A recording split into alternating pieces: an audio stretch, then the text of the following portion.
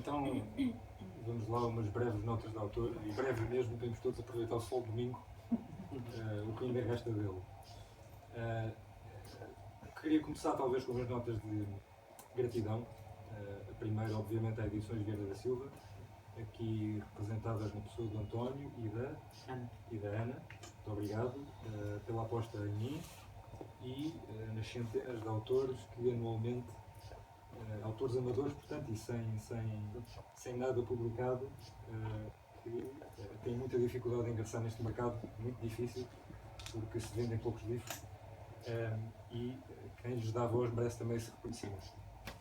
Depois tinha três agradecimentos especiais. O primeiro para a minha mulher, a Catarina, pela sua paciência inesgotável em absolutamente tudo na nossa vida, mas em particular no fim, nos últimos 3 meses deste processo, quando foi mais solicitada por mim, até altas horas da noite, para leituras e releituras. Também ao meu amigo Lourenço, que está ali à frente, por me ter ajudado. O Lourenço acompanhou o processo também do princípio ao fim e ajudou muito a sair daquele fenómeno que eu pude comprovar que existe, que é a bolha do autor, que é aquela dificuldade em obtermos alguma distanciação crítica daquilo que escrevemos. E o Lourenço também, com as suas opiniões sobre os enredos e personagens, me foi ajudando a ajustar. E por fim, a minha mãe, que está ali na segunda fila e que é desde sempre a minha maior referência naquilo que são o domínio das letras e da literatura, e ainda hoje, mesmo com 31 anos e casado, me liga a perguntar se estou a ler, porque é um importante exercício de concentração. E também me ajudou muito no proofreading final. E por fim, uma pessoa que não está cá hoje, com muita pena minha, que é o responsável por esta capa magnífica que estão a ver, o Luís Pinto Leite, que é um designer gráfico nas horas vagas e que aceitou o desafio de tentar conceber uma capa moderna e provocadora, e acho que conseguiu. Tanto é que isto leva muita fasquia de quem pega no livro, só espero que o recheio também corresponda às expectativas. Depois, quanto ao livro, eu considero este livro um romance policial contemporâneo. Eu acho que tecnicamente não é um romance, é mais uma novela, tendo em conta o número de palavras, segundo assim as convenções da indústria, mas vamos designá-lo como um romance, até porque ele também me serve, também tinha de ser, em retrospectiva não tirava nem aumentava. É policial, porque de facto tem esse curto elemento policial, é curto, e eu até às vezes me esqueço que ele existe, mas é determinante, e acima de tudo é contemporâneo, porque quer retratar uma geração contemporânea, que é a geração na qual eu me insiro, a geração nascida entre o princípio dos anos 80 e os anos 2000, e que tem hoje 20, 30, 40 anos, e também porque é passado nos dias de hoje. É passado na Europa atual, entre a Polónia e a Áustria, e aqui fica se calhar a minha primeira ilação a retirar para algo que venha futuramente a escrever, tem-me ajudado a mim próprio mais nas referências geográficas, porque tive muita pesquisa a fazer sobre estes países, especialmente a Polónia, onde nunca fui, e não foi fácil. Mas é passado nestes dias, não podia ser de outra maneira, porque eu quis aproveitar os tempos sem precedentes que vivemos em vários sentidos, desde logo geopoliticamente, como todos sabemos, uma Europa altamente polarizada entre federalistas e eurocéticos, entre conservadores e liberais, entre conservadores e ambientalistas, entre conservadores e progressistas, e entre globalistas e populistas.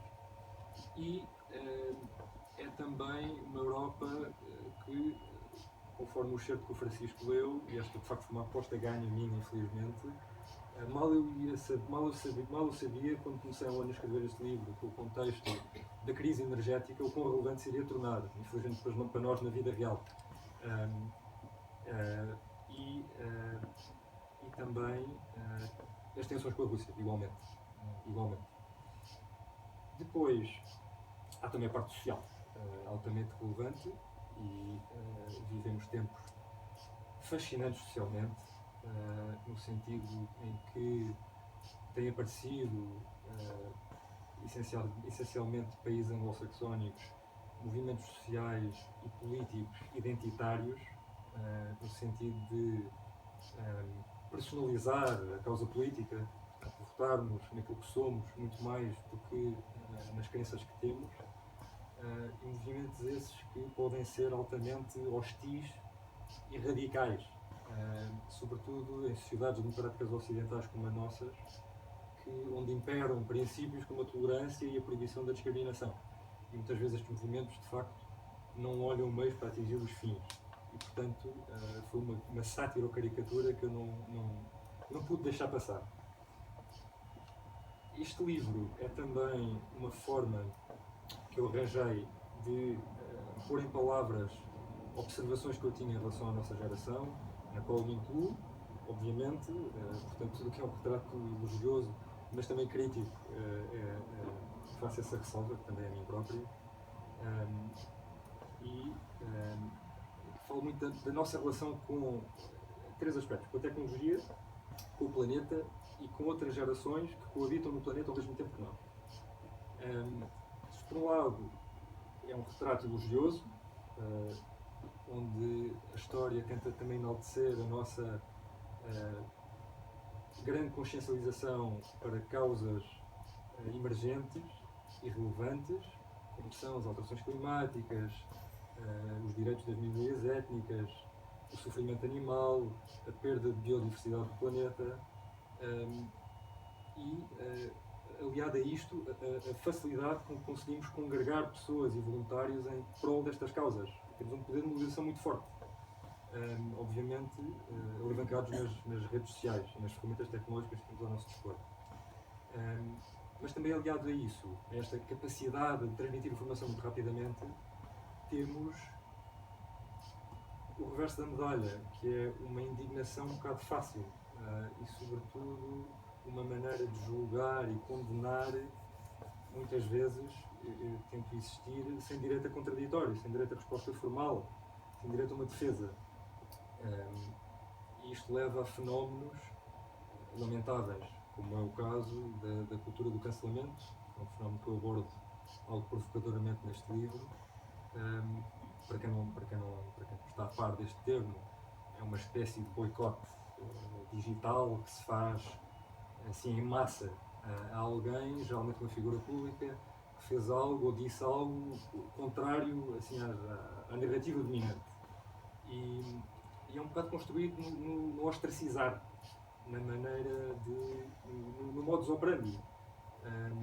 Portanto, na ideia de que se pode, como diria o Francisco, quase arruinar reputacionalmente alguém e fazer com que uma pessoa perca o seu emprego e seja, no fundo, cancelada de uma maneira tão